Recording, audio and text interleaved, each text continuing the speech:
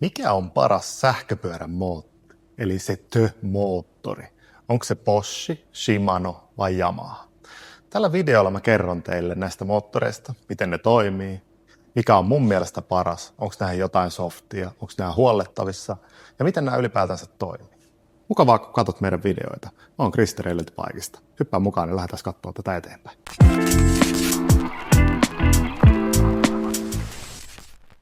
Aloitetaan Boschin moottorilla. Boschin moottori on näistä varmaan ärhäkkäin kiihtymää. Moottorimallista riippuen niin näistä löytyy 85-100 newtonia vääntö, eli se riippuu siitä mallivuodesta.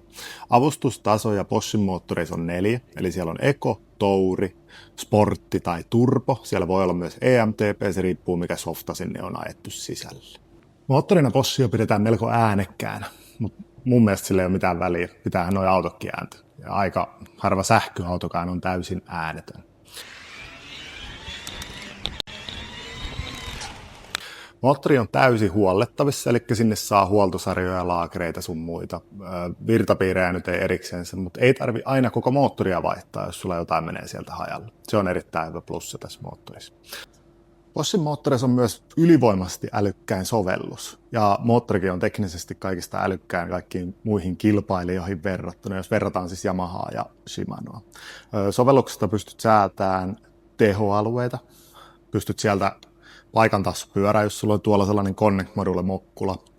Sä pystyt laittamaan navigoinnit sieltä päälle ja kaikkia mahdollista. Näyttösysteemit myös, sinne on Kiox 300, Purion 200, vanhempaa Kioxia, Kiox 500, eli näyttöjäkin on saatavilla ja nämä on värinäyttöjä suurin osa.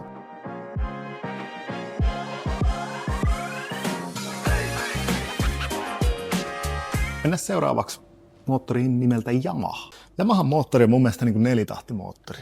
Se antaa erittäin tasasta vääntöä. Siellä on 6 eri avustustasoa, eli sulla on niin kuin oikeasti varaa valita sieltä.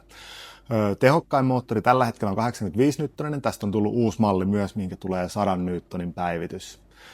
Yamahan moottori itsessänsä, niin se on niin sanotusti tyhmä moottori.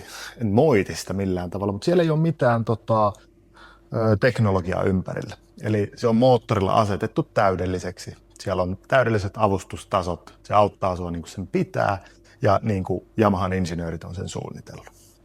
Eli Yamahan moottorissa ei suoranaisesti ole mitään puhelinsovellusta, niin kuin kilpailijoilla Shimanolla ja Boschilla.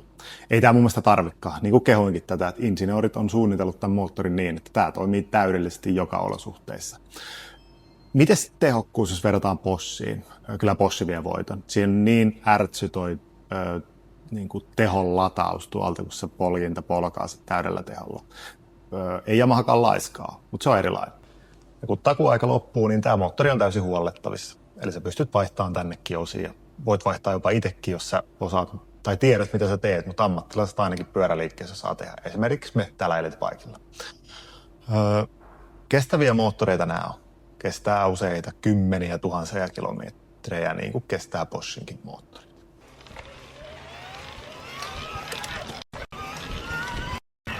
Ja ennen kuin hypätään aiheeseen Shimano, niin muista seurata meitä täällä YouTuben puolella Elitbike.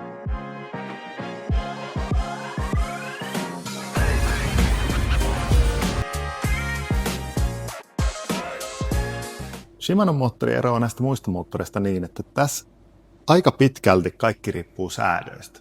Eli eTube Project-sovelluksella sä pystyt säätämään noita avustustasoja itselle miellyttäväksi.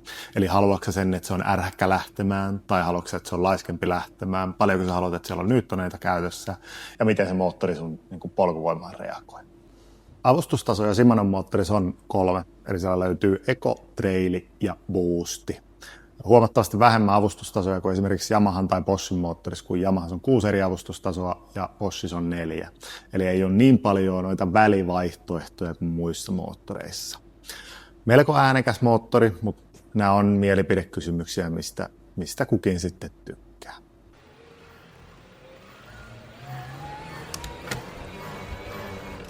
Takuajan loputtua niin Shimanon moottoria ei pysty huoltamaan, mikä on silleen harmillinen juttu.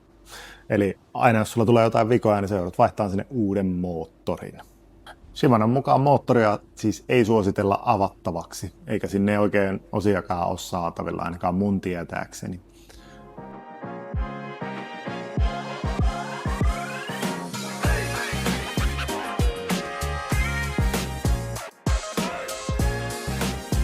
Yhteenvetona voidaankin siis todeta, että Bosch on näistä kaikista moottoreista kaikista ärhäkkäin.